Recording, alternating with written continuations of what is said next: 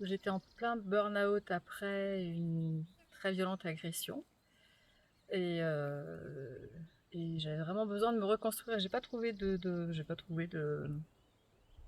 moyens en fait à ma disposition, enfin en tout cas qui me convenait. Et, euh, et comme je suis très intéressée en fait par tout ce qui est interculturel, tout ce qui est enfin, ouvert sur l'interculturel, dans le cadre professionnel, j'ai trouvé l'idée tout à fait par hasard.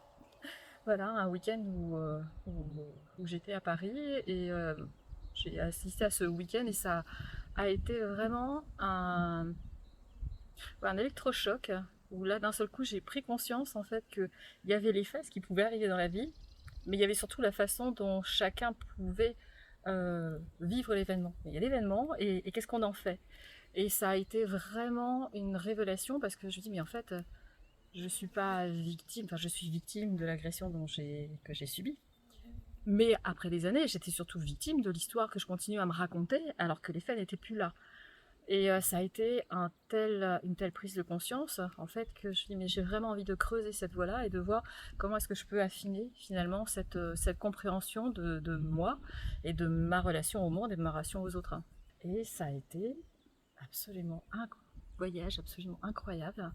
J'ai appris tellement. En fait, pour moi, ça répondait à la fois à une curiosité personnelle et derrière, c'était vraiment un intérêt professionnel majeur. Parce que je me rends compte finalement que, en tant que chercheur, plus j'en sais sur moi, plus j'arrive à me comprendre moi et dans ma relation aux autres, en travaillant aussi à l'interculturel et sur les questions d'environnement, mais plus j'arrive à comprendre en fait quelle est voilà, mon interrelation avec l'autre et avec l'environnement. Et quand je travaille sur les questions d'environnement, finalement, c'est aussi des questions qui sont liées. Ça dépasse le verbal et voilà, comment est-ce que tout un chacun, on se perçoit, on vit voilà, en relation avec l'environnement qui nous entoure. Donc c'est vraiment une approche, en fait, ce que j'adore, c'est que quelque part, c'est un voyage qui est à la fois personnel et quelque chose d'une dimension qui est universelle qui je trouve qui est très très puissante en tout cas d'un point de vue pour moi d'un point de vue professionnel aussi. Enfin il y a les chercheurs d'avant et les chercheurs d'après et